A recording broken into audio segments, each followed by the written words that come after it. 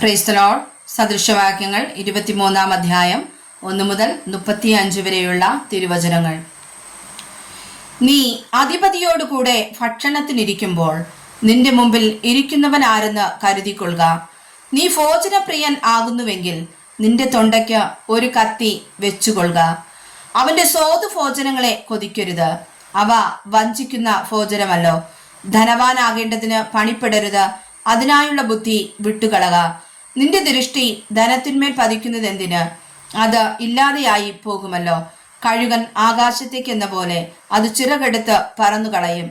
കണ്ണുകടിയുള്ളവന്റെ അപ്പം തിന്നരുത്, അവന്റെ സ്വാദുഭോജ്യങ്ങളെ ആഗ്രഹിക്കുകയും അരുത്. അവൻ തന്റെ മനസ്സിൽ കണക്ക് കൂട്ടുന്നത് പോലെ ആകുന്നു, തിന്നു കുടിച്ചുകൊള്ളുക എന്ന് അവൻ നിന്നോട് പറയും. അവന്റെ ഹൃദയമോ നിനക്ക് അനുകൂലമല്ല. നീ തിന്ന ഭക്ഷണം ഛർദ്ദിച്ചു പോകും, നിന്റെ മാധുര്യവാക്ക് നഷ്ടമായെന്നും വരും. ഭോഷൻ കേൾക്കെ നീ സംസാരിക്കരുത്, അവൻ നിന്റെ വാക്കുകളുടെ ജ്ഞാനത്തെ നിരസിച്ചു കളയും. പണ്ടേയുള്ള അതിർ നീക്കരുത്, അനാഥന്മാരുടെ നിലം ആക്രമിക്കുകയും അരുത്. അവരുടെ പ്രതികാരകൻ ബലവാനല്ലോ, അവർക്ക് നിന്നോടുള്ള വ്യവഹാരം അവൻ നടത്തും. നിന്റെ ഹൃദയം പ്രബോധനത്തിനും നിന്റെ ചെവി പരിജ്ഞാന വചനങ്ങൾക്കും സമർപ്പിക്കുക. ബാലന് ശിക്ഷ കൊടുക്കാതിരിക്കരുത്, വടികൊണ്ടടിച്ചാൽ അവൻ ചത്തുപോകുകയില്ല. വടികൊണ്ടവനെ അടിക്കുന്നതിനാൽ നീ അവന്റെ പ്രാണനെ പാതാളത്തിൽ നിന്ന് വിടുവിക്കും. മകനെ, നിന്റെ ഹൃദയം ജ്ഞാനത്തെ പഠിച്ചാൽ എന്റെ ഹൃദയവും സന്തോഷിക്കും. നിന്റെ അധരം നേർ സംസാരിച്ചാൽ എന്റെ അന്തരംഗങ്ങൾ ആനന്ദിക്കും. നിന്റെ ഹൃദയം പാപികളോട് അസൂയപ്പെടരുത്, നീ എല്ലായ്പ്പോഴും യഹോവ ഭക്തിയോടിരിക്കുക. ഒരു പ്രതിഫലം ഉണ്ടാകും നിശ്ചയം, നിന്റെ പ്രത്യാശയ്ക്ക് ഭംഗം വരികയുമില്ല.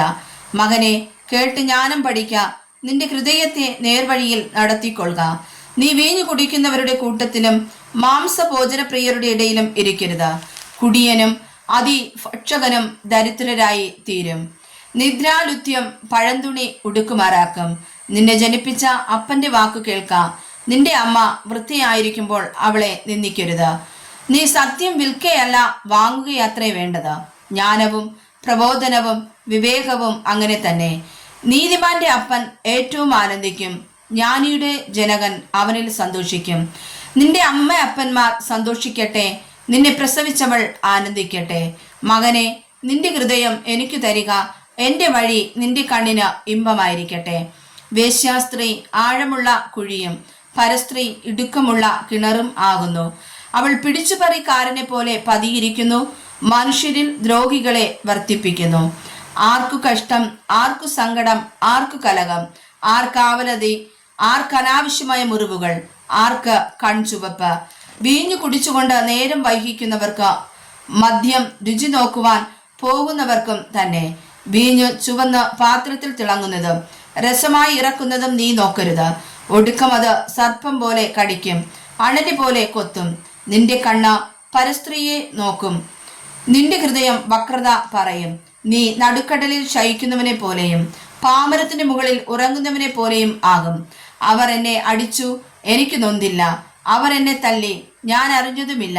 ഞാൻ എപ്പോൾ ഉണരും, ഞാൻ ഇനിയും അത് തന്നെ തേടും എന്ന് നീ പറയും. വായിച്ചതായ തിരുവചനങ്ങളാൽ കർത്താവ് നമ്മെ സമൃദ്ധമായി അനുഗ്രഹിക്കുമാറാകട്ടെ. ആമേൻ.